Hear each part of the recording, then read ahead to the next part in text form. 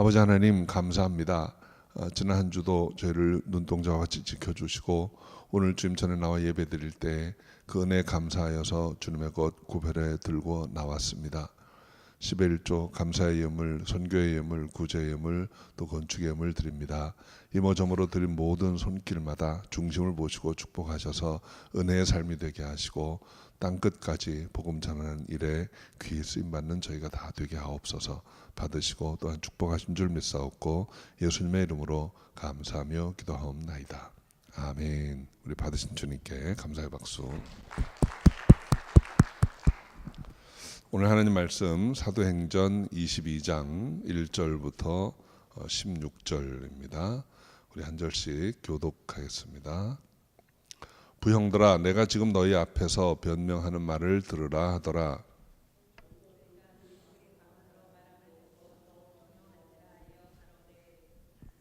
나는 유대인으로 길리기아 다소에서 났고 이 성에서 자라 가말리엘의 문화에서 우리 조상들의 율법에 엄한 교훈을 받았고 오늘 너희 모든 사람처럼 하나님께 대하여 열심하는 자라.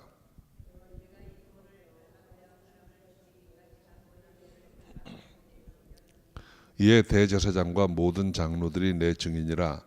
또 내가 저희에게서 다메섹 형제들에게 가는 공문을 받아가지고 거기 있는 자들도 결박하여 예루살렘으로 끌어다가 형벌받게 하려고 가더니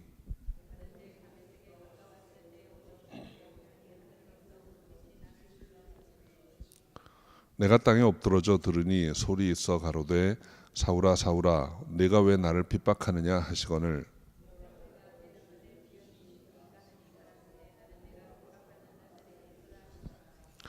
나와 함께 있는 사람들이 빛은 보면서도 나더러 말하시는 이의 소리는 듣지 못하더라.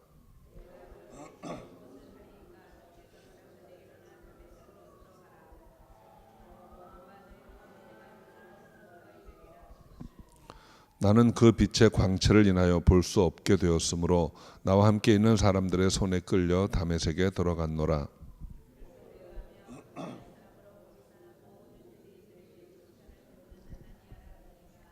내게와 곁에 서서 말하되 형제 사울아 다시 보라 하거늘 즉시 그를 쳐다보았노라.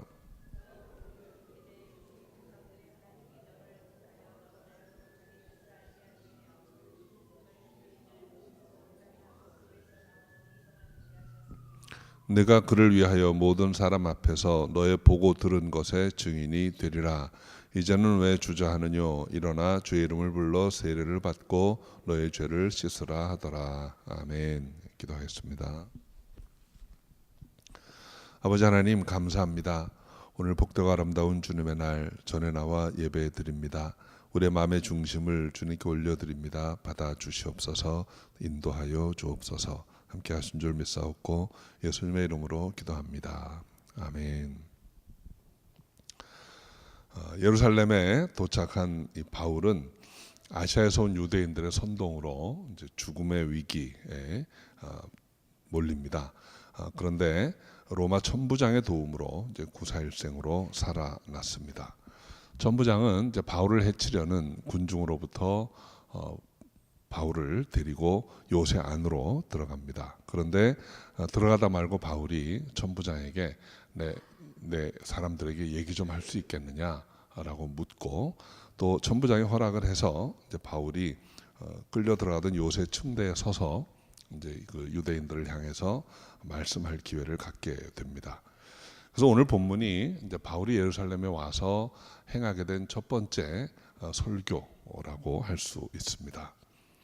오늘 함께 살펴보게 될 이 바울의 설교의 주제는 바울의 소명에 관한 것입니다. 부르심에 관한 것이죠.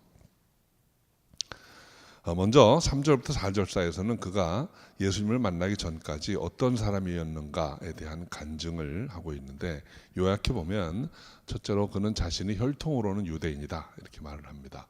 그런데 다소에서 나고 자랐다라고 말하죠. 그러니까 헬라파 유대인이라는 말입니다.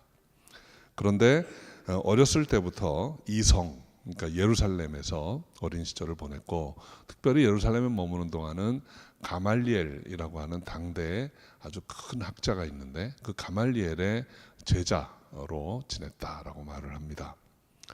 또 하나님께 열심히 있었다라고 말을 합니다. 열심히 있었다라는 말은 하나님을 믿는 일에 열심히 있었고 하나님의 말씀 율법을 지키는 일에 열심히 있었다는 것이죠.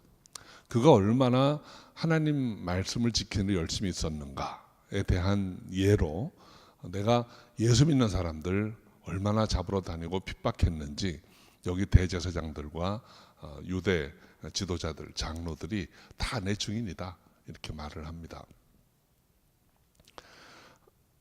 쉽게 얘기하면 아주 철저하게 뼛속까지 유대인이었던 사람이 바로 바울이라는 것이죠. 그런데 그랬던 그가 주님을 만나게 되었다라고 말을 합니다. 5절 하반부부터 10절까지 기록이 되어 있는데 바울의 본래 이름은 사울입니다. 그런데 그 이스라엘의 왕이었던 사울하고 혼동하지 않도록 그냥 바울이라고 칭해서 말씀을 드리겠습니다. 바울이 어느 날 이제 다메섹에 있는 유대인들 중에 예수 믿는 사람들을 붙잡으려고 이제 공회에서 공문을 받아가지고 다메섹으로 갔습니다. 가던 중에 이제 주님을 만나게 되는데 6절, 7절이 바로 그 주님을 만나게 되는 장면이에요. 6절, 7절 우리 함께 읽어보죠. 가는데 다메섹에 가까웠을 때 오정쯤 되어 호련히 하늘로서 큰 빛이 나를 둘러 비추매 내가 땅에 엎드러져 들으니 소리 있어 가로되 사울아 사울아 내가 왜 나를 핍박하느냐 하시거늘. 바울이 다메섹 가던 길에 주님의 임재를 체험했습니다. 하늘에서 큰 광채가 그를 둘러 비추었다 했습니다. 그리고 주의 음성을 듣게 됩니다. 그가 들었던 음성은 질책의 말씀이었어요. 사울아 사울아 내가 왜 나를 핍박하느냐. 바울은 아주 놀라운 경험을 하게 되었습니다. 예루살렘으로부터 이 다메섹은 아주 먼 거리고 또 공회에서 공문을 받아가지고 이 공무를 집행하러 가는 길이었기 때문에 아마도 말을 타고 가고 있었을 겁니다. 그런데 갑자기 하늘에 광채가 임하면서 땅에 엎드러졌다. 말에서 떨어졌다는 거예요. 11절에 보면 그가 땅에 엎드러질 때 시력을 잃게 되어서 아무것도 볼 수 없게 되었다 했습니다. 이렇게 놀라운 일을 당해서 시력을 잃게 되는 경우는 아주 상징적인 의미가 있습니다. 신명기 28장 28절 29절 말씀을 제가 한번 읽어드리겠습니다. 여호와께서 또 너를 미침과 눈멈과 경심증으로 치시리니 소경이 어두운 데서 더듬는 것 같이 내가 백주에도 더듬고 내 길이 형통치 못하여 라고 기록하고 있어요. 여호와께서 간섭하실 때 때로 눈이 멀 수가 있는데 지금 바울의 경우가 그런 것입니다. 그러니까 바울이 지금 신명기 28장에 나오는 말씀하고 똑같이 백주에 눈이 갑자기 멀어서 보지도 못하고 가는 길이 형통치 못하는 그런 경험을 하게 된 것입니다. 주께서 바울을 치신 것입니다.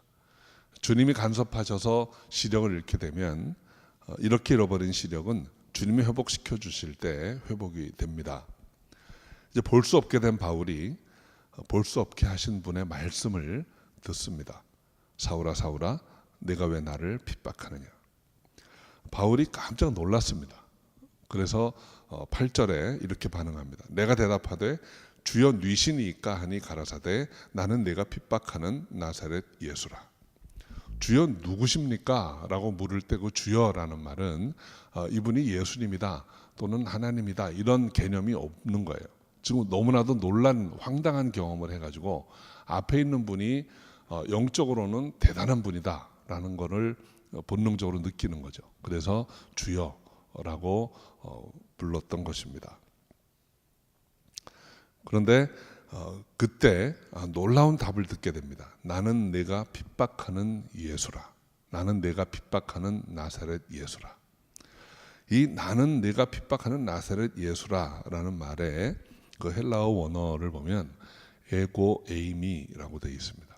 그러니까 에고 에이미라고 헬라어로 되어 있는 거는 헬라어를 아는 유대인들에게는 무서운 말입니다. 그러니까 에고 에이미라고 번역된 헬라어는 아주 특수한 용법이에요. 일반적인 용법이 아니에요. 그러니까 조금 복잡하지만 한번 잘 제 말에 귀를 기울여 보세요.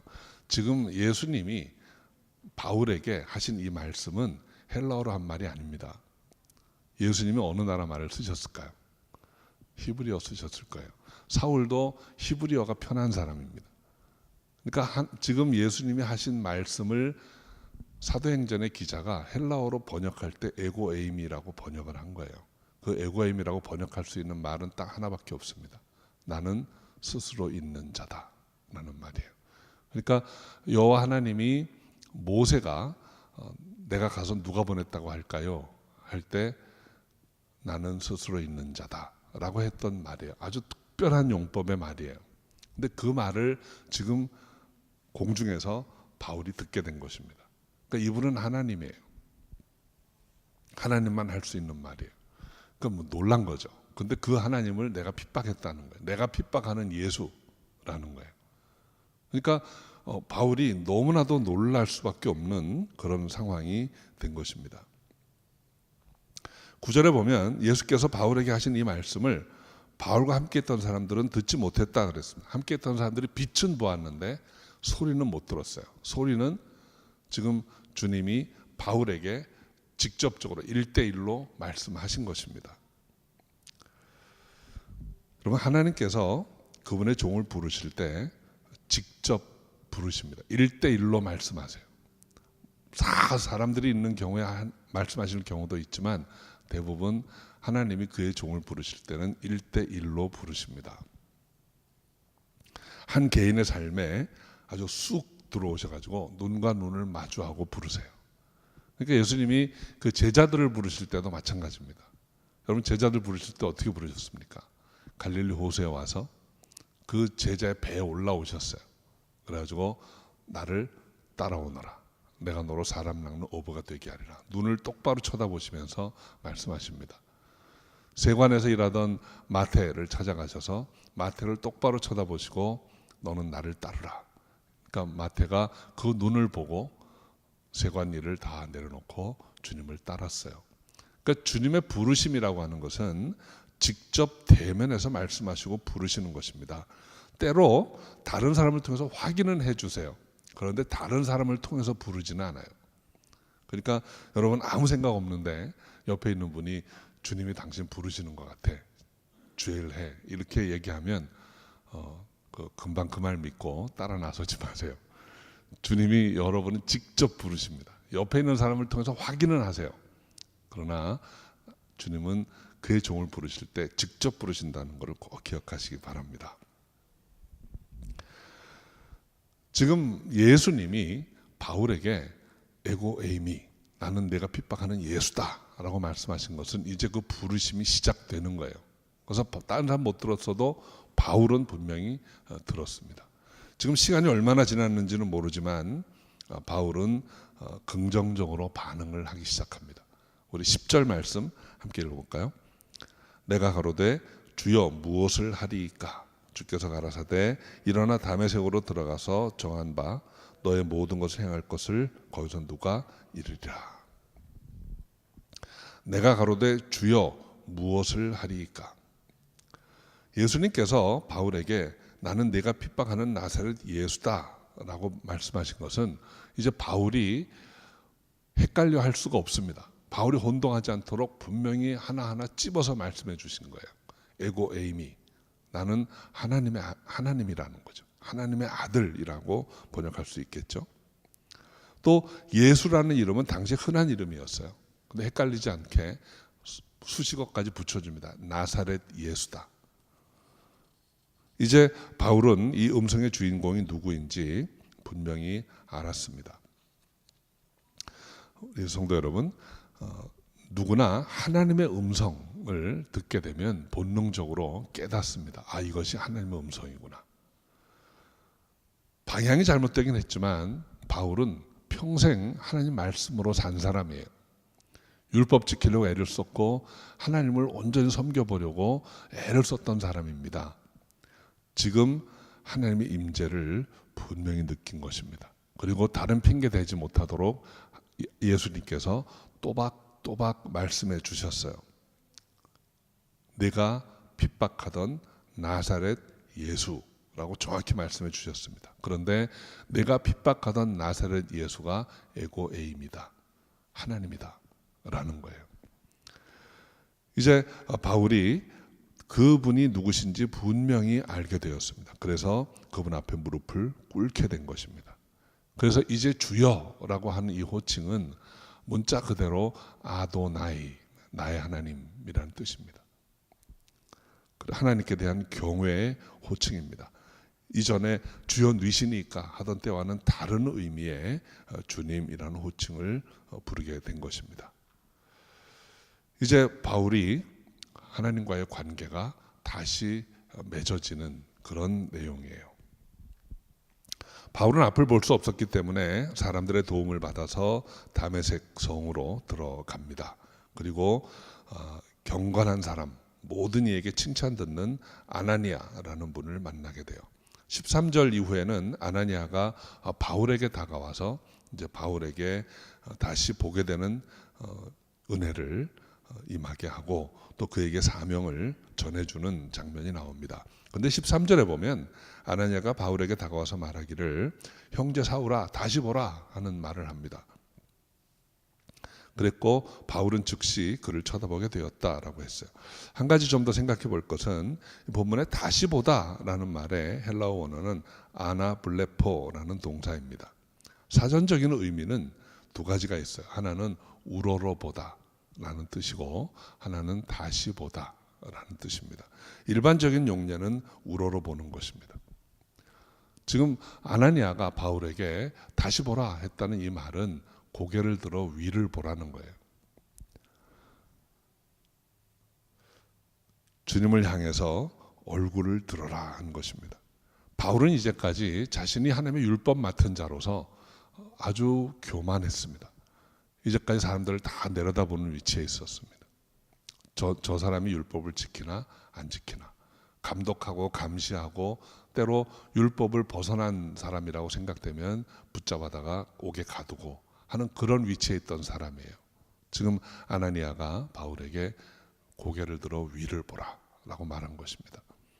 이제 그가 눈이 멀어서 볼 수 없는 자, 말에서 떨어져서 걸어 내려가던 자, 그런 자가 지금 아나니아 앞에 무릎 꿇고 다시 고개를 들어 위를 보았던 것입니다. 그러자 보게 되었다 그랬습니다.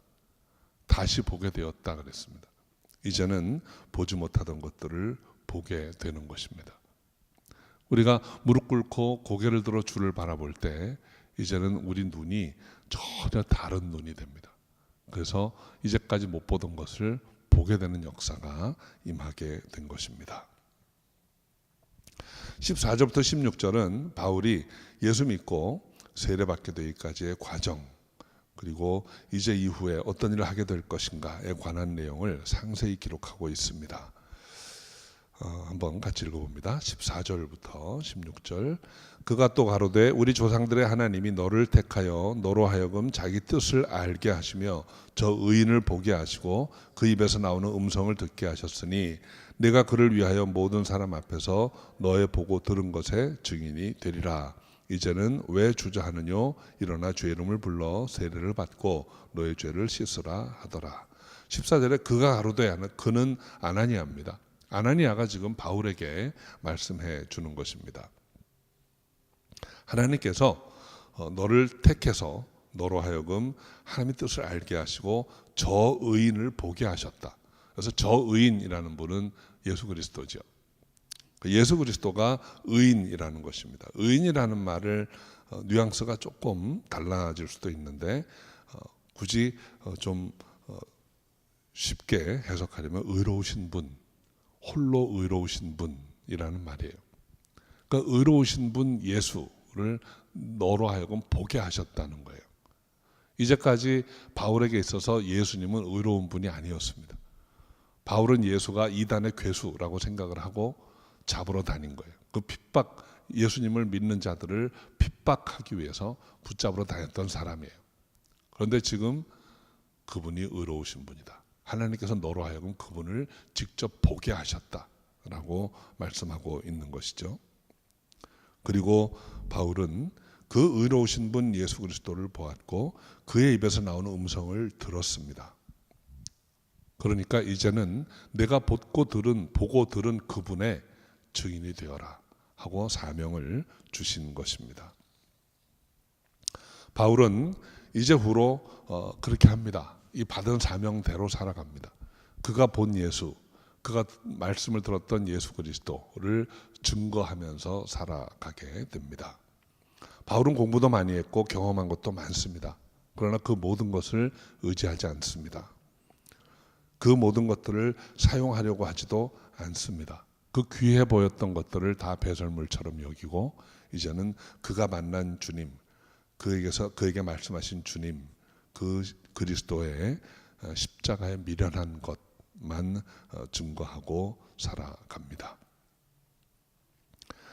오늘 26절 말씀은 바울이 세례받게 되는 과정인데 사도행전 9장에는 좀 더 상세한 표현이 나옵니다. 사도행전 9장 17절 19절 말씀 제가 한번 읽어드립니다.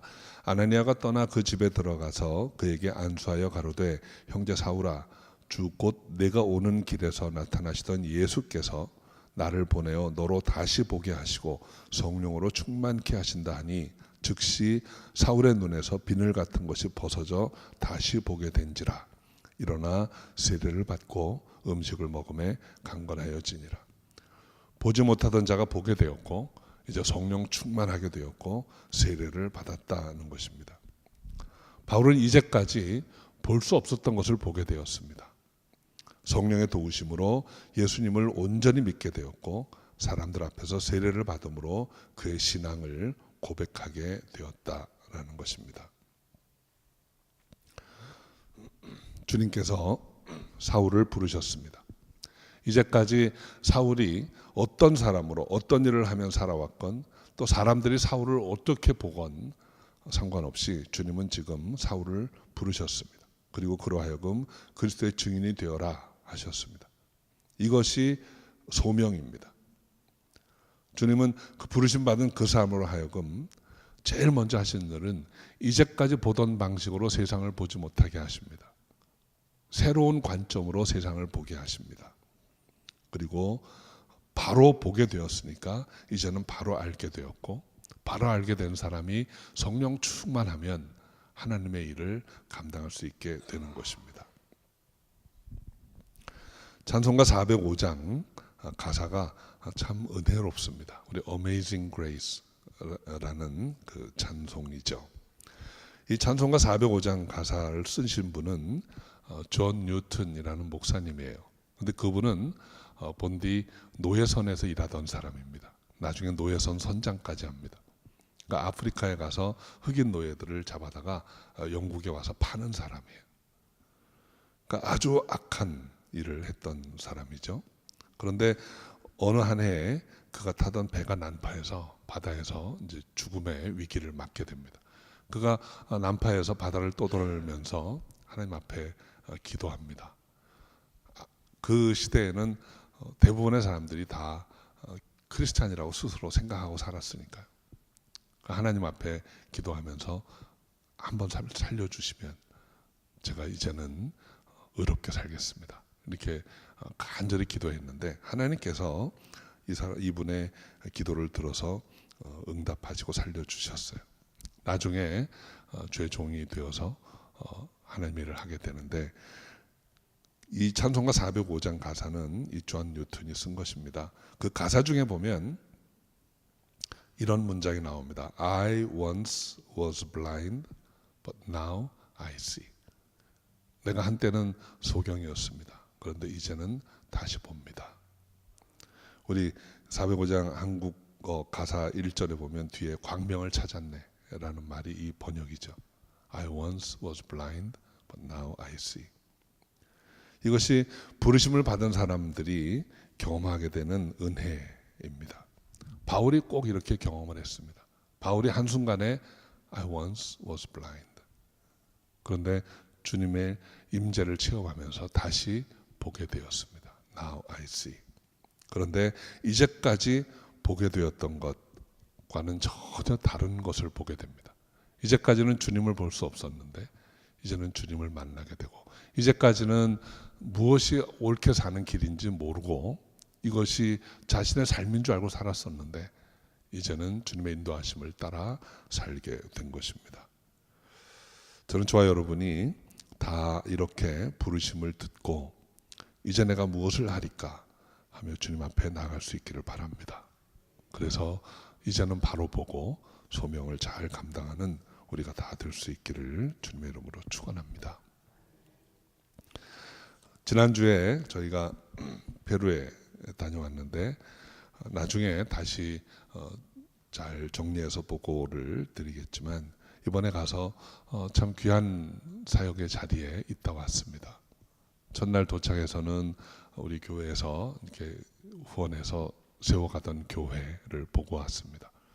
처음에 드렸던 그 헌금보다 공사 규모가 많이 커져서 지금 완성은 되지 못했지만 그 교회가 이제 한 1년 내지 2년 뒤에 지속적인 후원을 받아서 건축하게 되면 그 페루 리마 근교에 있는 지역인데 그 지역에 아주 랜드마크가 될 정도로 멋있게 잘 계획을 하고 지어가고 있습니다.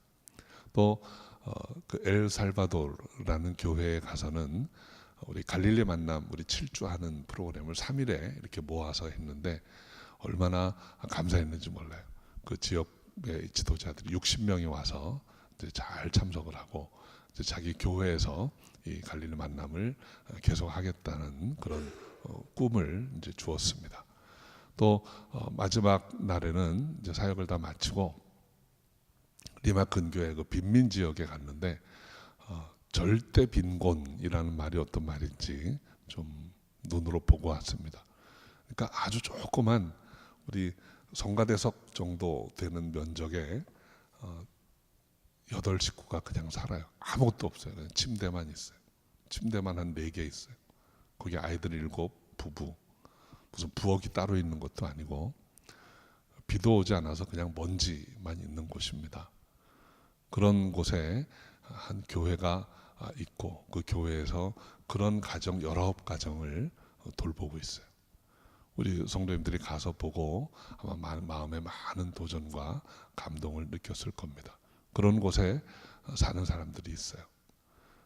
그러니까 그런 가정이 얼마나 많이 있는지 모릅니다. 산 동네가 다 그런 곳들이에요.